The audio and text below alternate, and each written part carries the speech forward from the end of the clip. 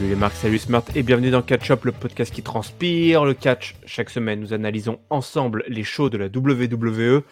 Aujourd'hui, direction SmackDown, le show bleu du 17 janvier. Pour m'accompagner dans cette review complètement folle, j'ai avec moi l'ami Chris. Salut Chris. Salut El Patron, salut peuple de Catch-Up, bienvenue dans le monde merveilleux du show bleu. On le disait là, avant qu'on lance l'enregistrement en off, on est à quelques jours du Royal Rumble et on est très excités. Je sais que c'est un de tes pay-per-view préférés. Yes, it is. Ah ouais, non, là on est vraiment là, on est à 2 shows là d'un des plus gros pay-per-view de l'année à la WWE. Comme on s'est dit auparavant, en plus ce pay-per-view il a la particularité non seulement d'avoir 2 Rumble matchs, mais en plus autour des matchs de bonne qualité sur la carte en général. Donc ouais, clairement un des gros moments de hype de l'année catch professionnel, le Royal Rumble. Avant que justement on parle de cette route du Rumble qui est bientôt terminée, petit hommage indispensable à Rocky Johnson, donc le père de The Rock, qui nous a quittés. Évidemment, hein, voilà, tous les ans c'est la même rengaine. Hein. Tous les ans il y a des légendes qui s'en vont. Et ben cette semaine c'était le papa Rocky Johnson qui nous a quittés. Tu me disais en off que tu connaissais plutôt bien jusqu'à connaître le nom de ses maîtresses. Ouais, je connais tout de Rocky Johnson, je connais sa vie, son œuvre, ses maîtresses, qui mangeait au petit déjeuner, quelle marque de slip il portait. Quel bel homme, ma foi. Le papa du rock. Non, mais après, pour être plus sérieux, c'est un type qui aura eu quand même une belle carrière au sein du catch en général, parce que c'était d'abord un catcheur de la NWA, la National Wrestling Alliance, et qui a été champion là-bas, à Memphis, il me semble bien. Après, il a été longtemps en tag team avec Tony Atlas, Tony Mr. USA Atlas, quoi. Donc deux gros beaux gabarits, hein, parce que notre ami Rocky Johnson, il faisait 1m88 et 112 kg, et il avait une belle allure de boxeur, quoi. D'ailleurs, c'était un de ses gimmicks quand il montait dans le ring. Voilà, il secouait les bras un peu comme un poids lourd de boxe. Ah oui. Et quand il est arrivé à la WWE, bah, il était là dans la période André the Giant, mes amis. Donc dans une période vraiment old school, quoi. Et donc champion, première équipe afro-américaine championne du monde par équipe à la WWF. Donc ça c'est quand même à noter, quoi. Bien avant les New Day, etc. Il y avait déjà eu avant les Harlem Heat et compagnie. Donc et puis ils avaient la particularité qu'ils étaient la plupart du temps face, donc pour une équipe afro-américaine. Et ils ont été longtemps plus ou moins en bis-bis, en poteau, gros poteau même d'ailleurs avec André the Giant. Et des grosses rivalités pardon avec les White Samoans, les Head Shrinkers, donc des voilà. Et puis voilà le Rocky Johnson, il nous a quand même fait le catcheur du 21e siècle, puisque The Rock n'est autre que son fiston. Et bah quand même quoi, rien que pour ça, je pense qu'on peut remercier chaleureusement la famille Johnson. Et puis dernier mot sur Rocky, il meurt à 75 ans pour une fois qu'on n'a pas un catcheur qui meurt à 35 ans ou à 40 ans, ça change un peu. Voilà, un homme qui est mort de sa belle mort, donc rest in peace Rocky. Ouais, rest in peace. Il a eu le temps de se marier 3 fois du coup, en 2004, avec Dana, sa dernière épouse. Tu Dana. vois, toi aussi tu t'intéresses au carnet rose. Bah ouais, j'aime bien voilà. Ric Flair, il a un record de ceinture, mais je pense qu'il doit aussi avoir un sacré record de maîtresse. Donc je regardais un petit peu aussi les autres légendes, comment ils se débrouillent. Ouais, Dans ce domaine. c'est au-delà des ring rats, mais c'est aussi cette génération de catcheurs-là qui a connu d'abord le catch des territoires. Et puis quand Vince McMahon Jr. Voilà, à la fin des années 70 a vraiment remis la main sur la WWF, il a fait partie de l'aventure pour la première fois du catch national et voire worldwide. Donc, Donc c'était sur la route toutes les semaines, quoi. ah ouais, là c'était une génération, là, ouais, c'était un truc de fou, hein. C'était vraiment. Donc et puis c'est un gars qui a connu encore la fin de l'ère Sammartino, les débuts de Hulk Hogan. Enfin voilà, il est vraiment à la croisée des chemins, quoi. Et il a entraîné son fils, hein, parce que c'est ça aussi qu'on dit souvent, c'est que lui, c'est lui qui a pris en main un peu la carrière du rock au début, quoi. Hein, quand Rocky Maivia apparaît en 97, si je me trompe pas, derrière c'est tout le background, c'est papa qui a appris le boulot. Hein. Je vous conseille, alors voilà, si vous voulez aller voir quelques matchs. Je vous conseille d'aller voir en particulier un 3 contre 3 où il est en équipe avec André the Giant et où il affronte les White Samoans ou bientôt ce qu'on appellera après les Head Shrinkers. C'est un match qui doit dater de 82-83 et où on voit bien un peu quel genre de catcheur étaient Tony Atlas et Rocky Johnson. Et puis bon, comme ça, vous avez un Français dans la troupe. Ah bah oui, un Grenoblois. Un Eh. Grenoblois. Eh ouais. André Roussimoff, il s'appelait le monsieur. Moi, je me souviens aussi de The Rock qui avait interprété son père dans la série 70 Show.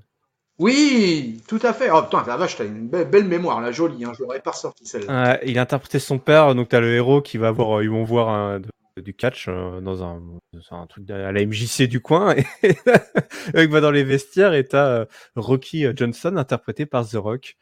Et c'était plutôt sympa. Il y avait d'ailleurs, pour l'anecdote, Shamrock aussi qui était dedans. Et je me demande s'il n'y avait pas un des frères Hardy aussi qui était dedans, joué dans cet épisode. Cette série, c'était la série qui se terminait par Hey Wisconsin. Hello, Wisconsin! Voilà, c'était ça, ouais. Bon, ici, on retournait en 2020. En 2020, Kane est maire. C'est des trucs improbables, tu sais. Genre, s'il y a 20 ans, t'avais dit, ouais, dans 20 ans, Kane va se présenter aux élections de Knoxville et il va gagner. T'aurais dit quoi?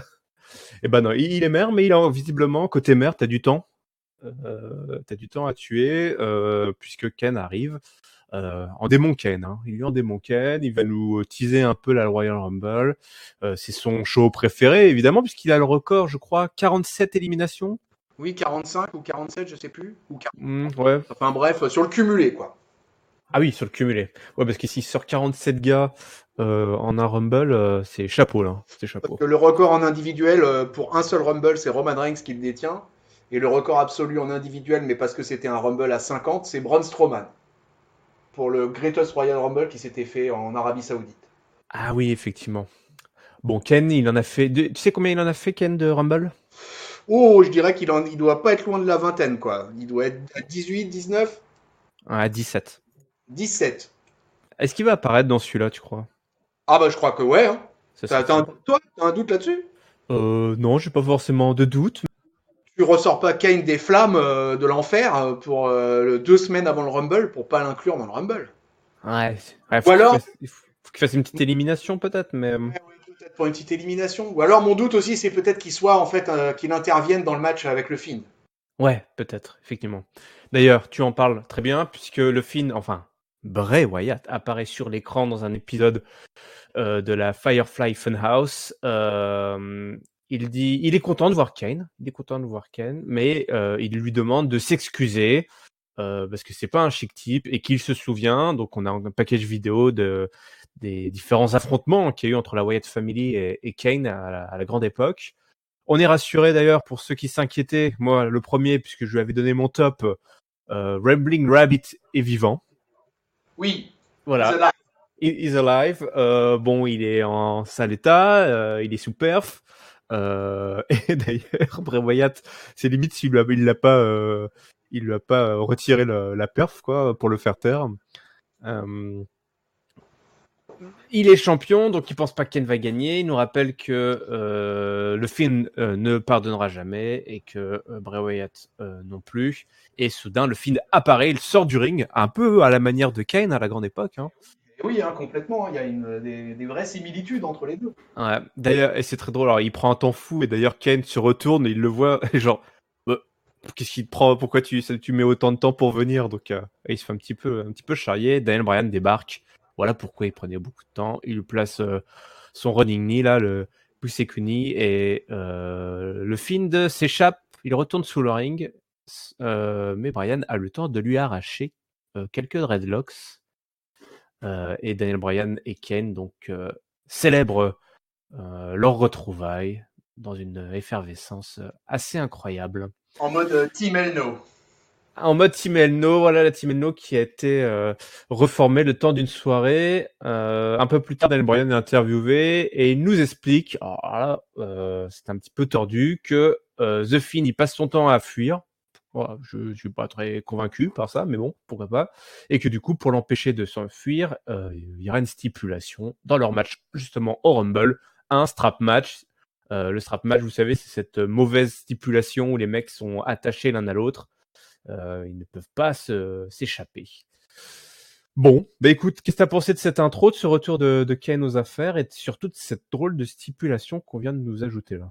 Ouais, alors c'est une mauvaise stipulation, mais en même temps, Daniel Bryan, il est malin, parce que c'est peut-être le seul moyen qu'il a de jamais, que jamais le Fiend puisse lui mettre à l'envers en essayant de, tu vois, il veut le garder proche de lui tout le temps, en considérant qu'il est un meilleur lutteur, et que donc il va prendre le Fiend de cette manière-là. Je sais pas, c'est peut-être tout un calcul de la part de l'American Dragon. Mais Oh bah oui, il est très et- intelligent ce garçon. oui, oui, cet homme gère totalement son booking, donc il est en capacité à savoir quelle est la bonne stipulation pour affronter The Fiend. Après, écoute, j'étais content de voir Kane, c'est sympa. Lui, il vient vraiment de manière sporadique, et quand il vient, il fait des trucs sympas, souvent avec Daniel Bryan là ces derniers temps. Et donc du coup, c'était plutôt sympa.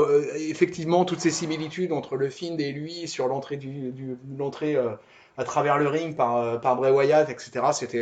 Moi, j'ai trouvé ça bien. Quelques dreadlocks arrachés, tout ça, voilà quoi. On rend un peu la monnaie de la pièce au démon. Écoute, à la fin, ça se termine en feel good moment avec un petit revival de Team Halo. Donc, du coup, c'était un opener bien sympa. Et puis, très franchement, moi, je suis hypé complètement par le match qui va arriver entre The Fiend et Daniel Bryan. Donc, il me tarde de voir ça au pay-per-view du Royal Rumble. Ouais, effectivement, j'ai plutôt apprécié cette intro. La stipulation, par contre, j'ai un petit peu de mal à voir la logique dans tout ça. Puisqu'effectivement, j'ai pas l'impression que le film soit un personnage qui fuit. Il se téléporte d'un endroit à l'autre, mais souvent, c'est plutôt genre, il te met la main dessus et c'est foutu pour toi, tu vois. C'est plutôt à toi de fuir. Mais peut-être que, ouais, je sais pas, c'est un choix. Il fallait. Je, Vas-y, dis. je, non, je dis, ouais, je suis comme toi, en fait. Je suis assez confiant sur l'intelligence de Daniel Bryan en tant que lutteur pour réussir à nous sortir quelque chose de bon de cette stipulation un peu bancale, quoi. Ça, par contre, là-dessus, je suis assez confiant. Moi aussi, en fait, c'est ça, c'est mon état d'esprit par rapport à cette stipulation. Après, je suis Ouais. d'accord avec toi, il y a eu un paquet de strap matchs. J'ai un souvenir, je crois, d'Alberto Del Rio versus Rousseff, ou des matchs plus anciens avec Jimmy Snuka aussi, où vraiment, ouais, cette stipulation, ça peut être un peu une purge, hein.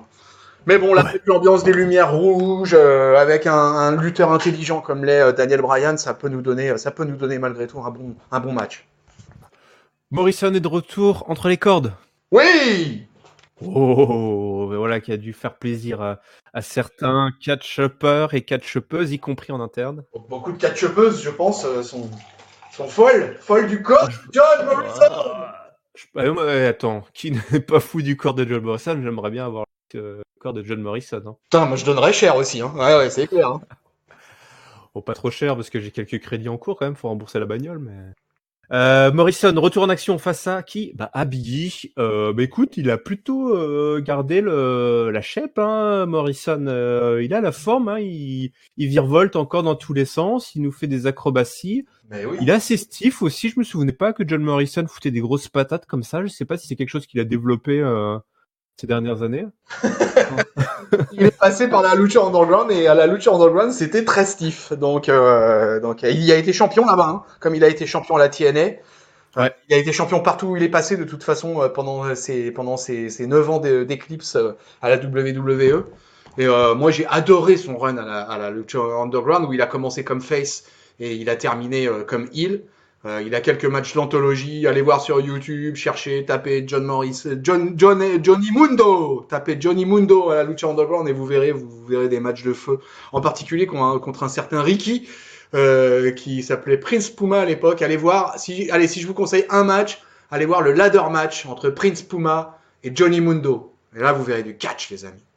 Ouais, bah on en est aussi ce soir, mais ça durait 8 minutes 20, il n'y avait pas d'échelle. Kofi s'est débarrassé du Miz qui était aux alentours. Morrison en a profité pour faire un gros dive là sur Kofi et s'en débarrasser. Et Biggie n'a pas réussi à capitaliser là-dessus, même s'il a sorti des gros moves aussi, hein, Biggie, mais il se fait distraire par le Miz. Morrison place un head kick, un running knee et surtout son Starship Pain qui est toujours aussi impressionnant. Voilà, même si c'est dingue, enfin, cette prise, elle est complètement off, quoi, fou, je trouve. Je suis toujours assez impressionné et il a quasiment rien perdu, hein. Et bon, tu sens que le temps est passé par là, mais C'est assez incroyable d'avoir un mec surtout de ce gabarit-là, toi. C'est pas un petit bonhomme qui va dans tous les sens. Il est assez costaud quand même. D'ailleurs, il le dit, le commentateur, Corey Graves, il en parle de ça. Hein. Il dit qu'en plus, voilà, John Morrison, faut pas croire, c'est pas un cruiserweight, quoi, malgré. Ouais, c'est pas 205 le mec. Hein. Et pourtant, il a le même moveset, quoi. Ouais, non, c'est un bon match. Hein, et, en plus, avec Biggie, je veux dire, il avait pas un peintre en face de lui, quoi. Et il a le champion par équipe, voilà. Donc du coup, non, ça nous a donné un bon match. Hein. C'était 8 minutes, c'était vraiment un minimum syndical. Hein. Moi, j'en aurais bien pris quelques louches supplémentaires. Mais du coup, ça nous envoie là avec une belle équipe. Enfin, moi, je fais partie des satisfaits. Hein. C'est-à-dire que moi, l'équipe John Morrison The Miz, yes, je prends, je signe, je valide, j'adhère. Tu vois. Oh, bah dis donc. Et alors là, cette équipe-là, dans la Tag Team Division à SmackDown, moi qui arrête pas de me plaindre de la Tag Team Division de SmackDown, et ben là, voilà une belle occasion de relancer cette division. Et écoute, moi, match pour le titre, John Morrison The Miz versus New Day. Oui, je dis oui. Et il a dit oui. On reste dans la division tag team si tu veux bien justement. Mais oui, c'est ça qui est beau dans cet épisode, cette semaine-là. C'est le retour de la division tag team en force, hein, puisque les Usos affrontaient les Revival, donc une belle affiche avec les frangins qui sont de retour. Juste avant, ils ont fait une petite promo là dans les coulisses. C'est plutôt ils étaient au sous-sol, au 3e sous-sol avec leur pote Roman Reigns. Juste après, ils ont eu donc leur match face au Revival. Et une victoire à la clé dans un match. Alors, celui était un petit peu expédié, hein. Ça a duré 5 minutes. On a eu le splash et la victoire pour les frangins. Les Revivals sont frustrés. Ils sortent un petit peu la même promo que tous les mois pour les Revivals. Donc voilà, qui se prennent un petit coup de caboche là avec le retour des Usos, mais voilà, qui remet un petit peu de feu à cette division tag team qui aura connu une très mauvaise année là, en 2019. C'était un petit peu le trou. Là, clairement, en faisant revenir les Usos et John Morrison, on a peut-être retrouvé la clé. Alors là, déjà, en l'espace de 10 minutes, un quart d'heure, t'as eu 2 matchs de tag team et t'as 4 tag teams présentes. Voilà, ça fait un peu du bien au show bleu. Et j'étais finalement pas très d'accord avec la promo des Revival, d'ailleurs, à la fin, parce qu'ils disent qu'ils ont besoin de changer, vu que la WWE, elle en a rien à faire d'eux et de la lutte par équipe. Bon, bah, les gars, vous venez d'avoir un match à l'instant. Il y a 4 équipes qui viennent de se montrer à l'antenne. Non, les Revival, là, c'est autre chose qu'il va falloir que vous nous proposiez, quoi. Donc, ouais, c'était un petit peu. Je te dis, ils ont sorti la même promo qu'il y a 6 mois, qu'effectivement, il n'y avait plus rien, quoi. ouais, c'était un peu étrange. J'ai un peu eu du mal à comprendre pourquoi ils venaient sur cet angle-là, quoi. C'était un peu bizarre. Bon, après, certainement dû aussi à la frustration que ça a été un match assez court, hein, et que les Usos étaient quand même largement dominateurs. Mais bon, Ouais. les Revival, globalement, ils passent plus de temps à perdre quand même. Hein. La réalité, c'est bien ça. Hein. Ils passent plus de temps à perdre qu'à gagner de toute façon. Donc, ils sont plus là pour mettre en valeur les autres qu'autre chose. Donc, écoute, c'est bien. Mais en tout cas, je trouve que c'est un bon coup de boost à la division par équipe du show bleu. Dans la foulée, il y a une brawl entre Lacey Evans, Bagarre! ta copine Bailey.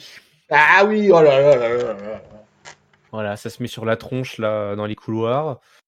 On apprend. Alors, il y a Sasha Banks qui est là. En plus, elle est par terre. Sa cheville qui est pétée. Et du coup, elle ne peut pas se battre. Alors, Adam Pearce, qui est un des bookers du SmackDown, est visiblement la seule figure d'autorité qui reste. WWE vient à l'infirmerie et dit que c'est Bailey qui va devoir remplacer Sasha ce soir. Ce qui était Ouais, c'est presque faute de mieux. Oh bah merde, alors Sacha elle est blessée. Bailey, tu vas aller catcher, tiens. toi la championne, ouais, je suis désolé de te demander ça, mais donc évidemment elle fait la tronche. On a un match entre Lacey Evans, ouais, comme d'hab, et Bailey. Un match qui a duré un peu plus de 10 minutes. Et la victoire de Lacey Evans à la fin. Merci Lacey!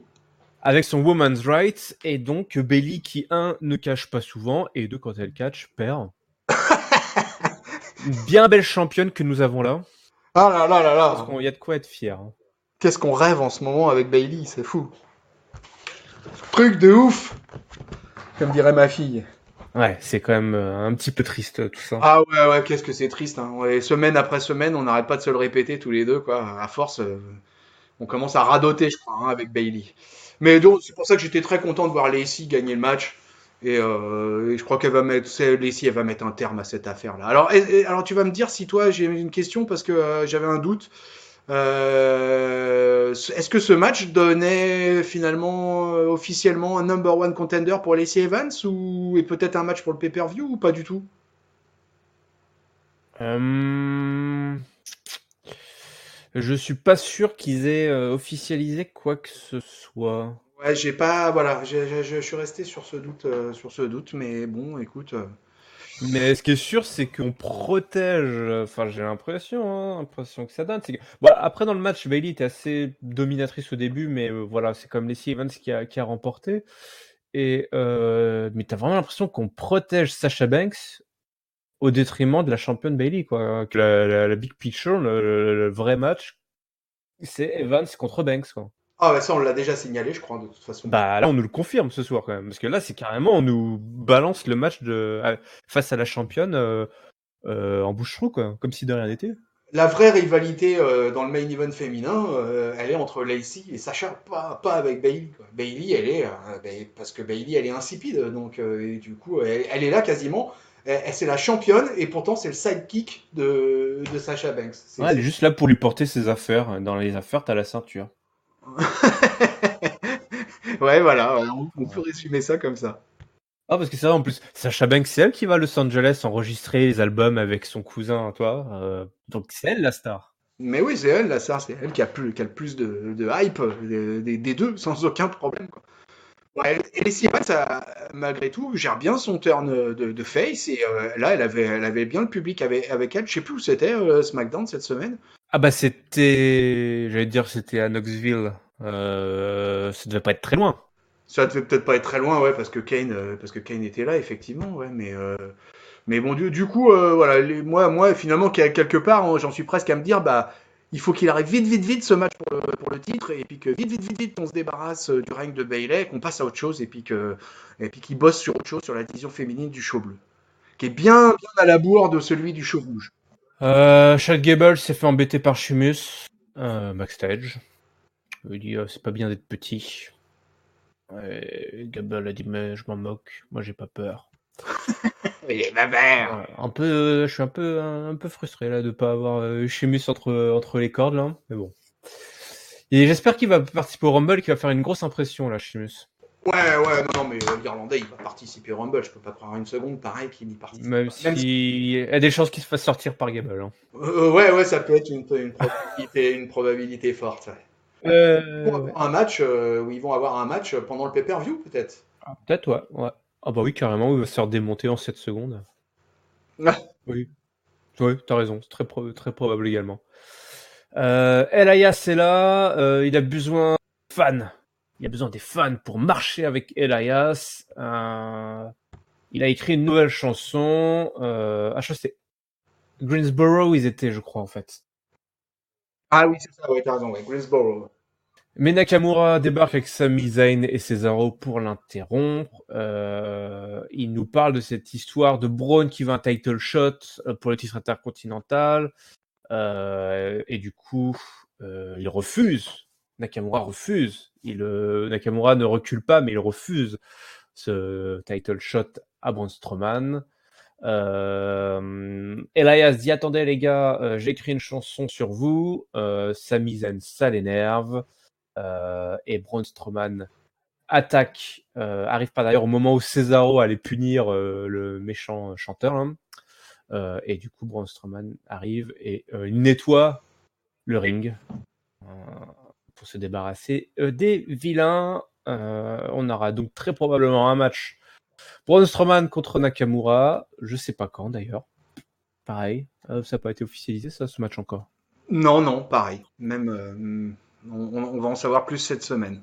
Bah, c'était pas mal parce que Braun Strowman, il a annoncé qu'il serait du Royal Rumble match de toute façon, mais qu'il visait aussi le titre intercontinental. Donc c'est bien, le garçon a de l'ambition. Ah bah oui. Euh, Ah ouais. Voilà, donc, mais ça, Double c'est bien, mandat. si tu veux, quoi. Des fois, on aura un peu tendance à penser que le Braun, des fois, justement, il manque un peu de cette ambition, parfois. Donc là, au moins, il a annoncé carrément, il vise, il a un double objectif, le garçon.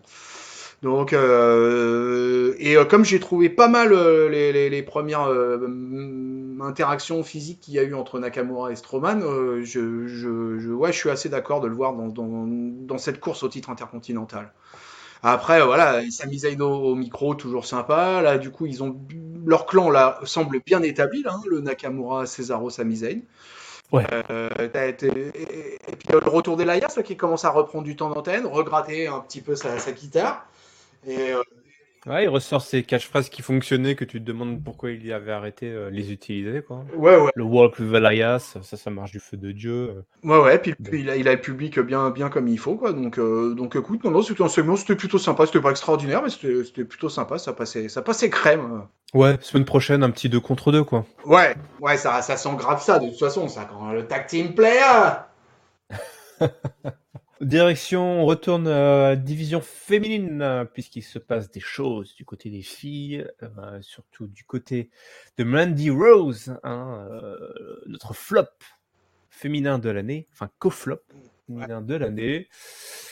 Sonia et Mandy sont en train de discuter. Sonia demande si Otis sera ringside ce soir. Elle a un match. Et Mandy dit, j'en sais trop rien. Elle dit, bah attends, tu peux lui demander d'être ringside pour moi, parce que à chaque fois la dernière fois il était ringside, ça t'avait bien aidé. Mandy Rose fait genre qu'elle voit pas trop ce qui se passe. On a notre match ce soir entre Sonya Deville et Alexa Bliss. Otis et Tucker sont bien là, et effectivement, à un moment donné, Mandy Rose fait une distraction. Elle est éjectée des cordes, et c'est le brave Otis qui la rattrape, tel un homme galant, un chevalier servant, un chevalier blanc, un peu lubrique, le chevalier quand même, parce que il se lèche les babines en se retrouvant dans cette situation. Mais Alexa Bliss en profite, et pour décrocher la victoire face à Sonya Deville. Du coup, Sonya Deville n'est pas contente, ça n'a pas fonctionné. Otis était là, mais ça ne lui a pas permis de gagner. Voilà une affaire qui continue. Mandy Rose, peut-être un flop, mais au moins on a une petite histoire là qui est racontée, qui est, moi je trouve assez divertissant. Donc, je sais pas ce que t'en as pensé, toi. Ouais, il y a une petite histoire, voilà, avec un Otis toujours chaud, mais c'est dommage parce que là, tu vois, il est over le Otis et tout ça, et là maintenant il se retrouve cantonné à manger des gâteaux et à faire un œil lubrique sur la Mandy Rose, quoi. Donc c'est un petit peu. Par contre, pour le coup, ce que j'ai bien aimé dans cet angle, c'est que c'était pas Mandy Rose qui était dans le ring, c'était Sonya Deville. Donc c'était un petit. Ouais, même si le match était pas, ça durait pas longtemps, et c'était, on faisait vraiment semblant de faire quelque chose en attendant que le spot arrive, quoi. Ouais, ouais, le match a été vraiment rapide, ça, je ne pourrais le contester de toute façon, quoi. Mais bon, c'est pas la partie la plus passionnante de la Tag Team Division de SmackDown, mais ça continue. Alors que moi j'aime bien Alexa Bliss, mais Alexa, bon, pour l'instant, elle est un petit peu voilà, c'est la mid-card. C'est la mid-card de la division féminine du show. Ouais, elle est au service des autres pour Oui, l'instant. oui, oui, oui, oui. Ouais, le service des autres, mais c'est elle qui gagne quand même, hein. Exactement. Elle Ah bah reste, oui, elle bon, reste, c'est pas elle reste incompatible. compétitive et elle reste performante, Alexa Bliss. Du moment qu'Otis, moi ce que j'aimerais bien, j'en ai déjà parlé, mais c'est que cette histoire entre Otis et Mandy Rose, il tombe pas dans le piège de, en fait, Mandy Rose utilise Otis depuis le début, mais qu'on ait un truc vraiment plus original, tu vois, où vraiment les deux s'entendent bien, et qu'on ait une espèce d'alchimie assez originale voilà, entre ces deux personnages. C'est tombé en fait, hein, Sheamus Gable et Lacey Evans versus Bayley, c'est officiel pour le Rumble. Ah, ok, ok. Ouais, je te confirme ça. Les deux affiches ont été officialisées. Donc il va se passer ce qu'on a prédit, Voilà. probablement. On est comme ça, catch-up, nous, voilà. Vous voyez, c'est cadeau, c'est le cadeau de la maison. On arrive à notre main event, puisque je pense ne rien avoir oublié, puisqu'on avait ce soir un match entre Roman Reigns et Robert Roode, hein, Robert Roode qui est revenu la semaine dernière, avec une stipulation. La stipulation, c'est pas un combat de poils à frire, comme Chris a sorti ses poils là. C'est des poils que j'entends là, Chris? Ah ouais, ouais, T'es dans ta cuisine en train de préparer à manger là? Qu'est-ce que tu vas nous préparer de bon là? c'était une poêle, une poêle. Oh, je vais préparer une petite saucisse de morteau avec des flageolets. Ah, des flageolets, on va dire. Moi, Ça va les péter maisons, là. hein, pas des. Pas...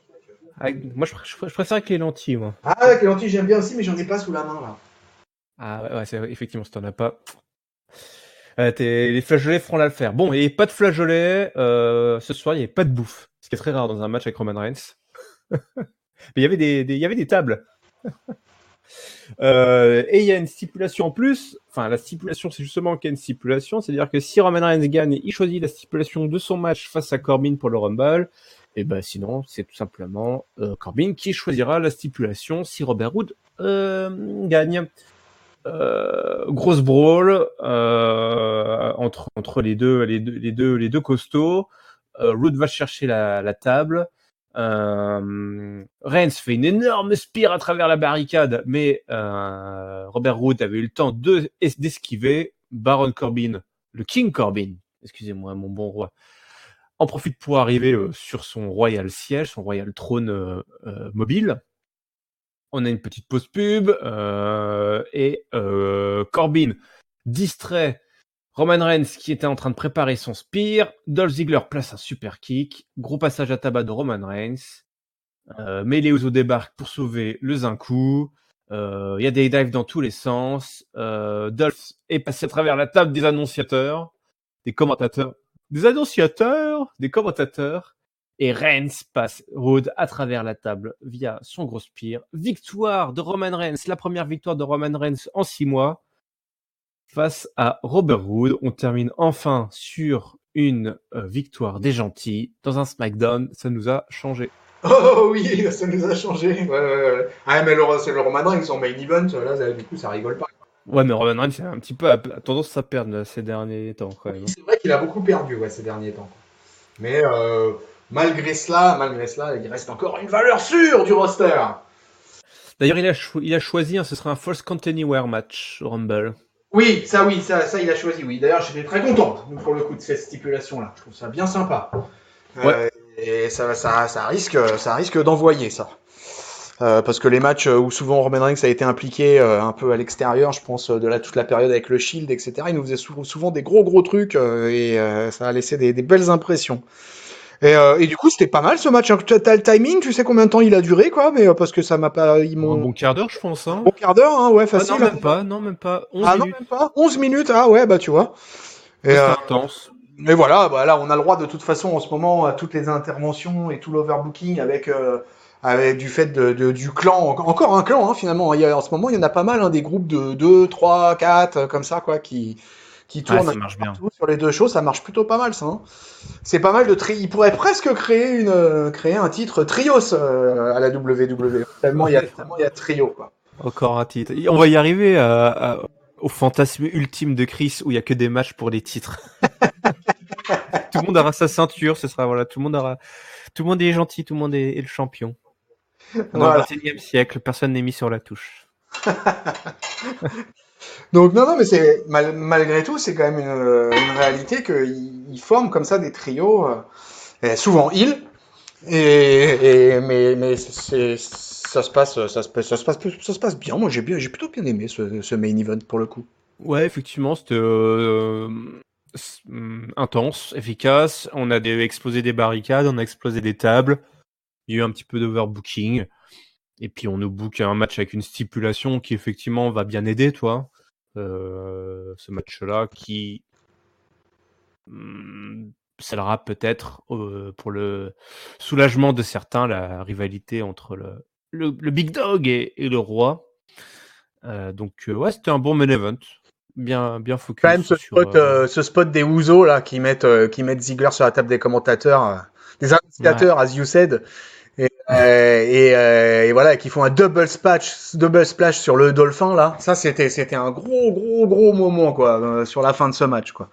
Ouais, c'est quand ils l'ont préparé, je dis mais attends les gars, qu'est-ce qu'ils font? Enfin c'est gratuit, violence gratuite. Ouais, le Roman bien quoi, le Roman il démolit sur un spear le Robert Roode, derrière il va pécho le micro, voilà, OK, moi je t'attrape et en plus je vais t'attraper partout dans la salle au pay-per-view du Royal Rumble, là. False Count Anywhere, bim, allez. C'est très bien. Vas-y. Au moins il les aura prévenus. Hein. Voilà. Bon, c'est comme ça que c'est terminé cet avant-dernier show bleu pré-Rumble. Du coup, c'est l'heure du mot de la fin, si tu veux bien, mon Chris. Est-ce que tu veux bien nous partager ton top, ton flop et ta note, s'il te plaît? Bah, cette semaine, hein, ça fait un moment que Eh ben, là, j'ai cru que t'allais me dire non. Bah, cette semaine, non. j'étais, Je veux pas. je fais grève. Mais non, en fait, mais j'ai pas trop pour une fois là je pourrais encore passer un SmackDown à mettre la division féminine dans mon flop, mais ça devient de plus en plus répétitif ça. Alors du coup, je vais le donner plutôt au Revival pour leur promo de fin d'après match que j'ai trouvé pas cohérente et que c'était pas ça que j'attendais d'eux et que finalement, comme tu l'as dit toi tout à l'heure, de toute manière, ils font la même chose que ce qui était il y a 6 mois, alors que là, les circonstances sont différentes et que la vibe était différente cette semaine dans le show bleu, quoi. Donc, du coup, je vais le donner au Revival. Et puis mon top, bah, je vais rester dans la tag team. Et puis, bah, mon top, je vais le donner à l'équipe parce que pour moi, dorénavant, c'est une équipe. Le retour de l'équipe de John Morrison et versus The Miz, ça me fait très plaisir. Et voilà un truc qui suscite mon intérêt pour la Tag Team Division de SmackDown qu'on avait bien besoin. Donc, je vais donner mon top à cette formation d'équipe. Et puis ma note, ça va être meilleur que ces dernières semaines. C'était un SmackDown beaucoup plus vivant. Il y a de l'excitation pour ce Royal Rumble qui arrive. Je vais lui mettre un solide 3. Oh bah écoute, c'est plutôt bien vu, effectivement. Moi, mon flop, qu'est-ce que je vais le donner moi je vais m'acharner sur Bayley, voilà, qui en plus trouve le moyen de perdre son match, évidemment. C'est assez catastrophique. Chaque semaine, t'as l'impression qu'ils arrivent à faire encore pire dans l'enterrage total de Bayley. Continue de creuser. Mon top, je l'aurais bien donné à Morrison, mais quand tu me l'as donné, je vais me faire un petit plaisir. Je vais le donner à Kane, qui visiblement arrive à gérer son agenda, puisqu'il vote des budgets et en même temps, il vient faire un petit coucou à SmackDown. Donc visiblement, c'est un homme multitâche. Et ouais, polyvalent, Kane. Donc ça fait plaisir. Là, Kane, le petit retour de Kane là était fort sympathique. Ma note, écoute, je suis un peu comme toi, c'était solide, rien d'extravagant non plus. C'est assez, voilà, on s'est focalisé sur les points névralgiques et les choses importantes pour le Rumble, sans pour autant que ça brille particulièrement, tu vois. Je vais donner un 3,25, allez, c'était costaud. Bon, voilà, c'était plutôt un bon épisode de SmackDown. Ouais, ça remonte les notes qu'on a données ces dernières semaines, parce qu'entre les deux, Ouais. voilà, mettre un 3, ça fait plaisir. Voilà, on sent que, et on espère surtout que les choses vont vraiment se décanter et que tout va partir dans tous les sens. Enfin voilà, on va propulser les storylines après le Rumble. On voit que là, on se retient un petit peu, on y va doucement mais sûrement.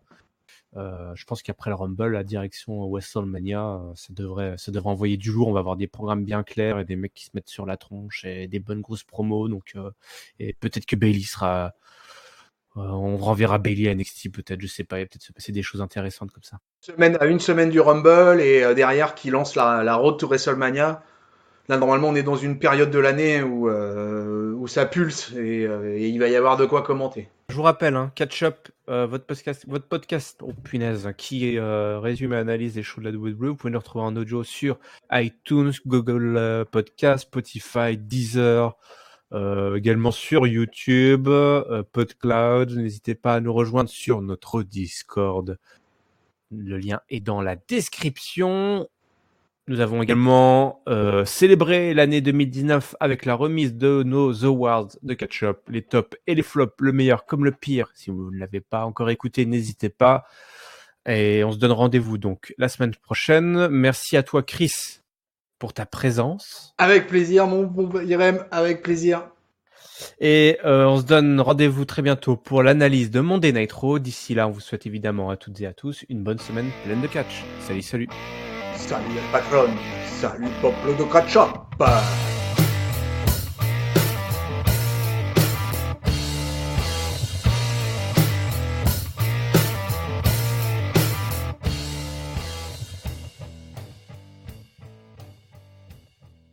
Allez, ça sera saucisse morteau et flageolet. And if you smell what the Chris is cooking. tout. Ah, je le fais mal.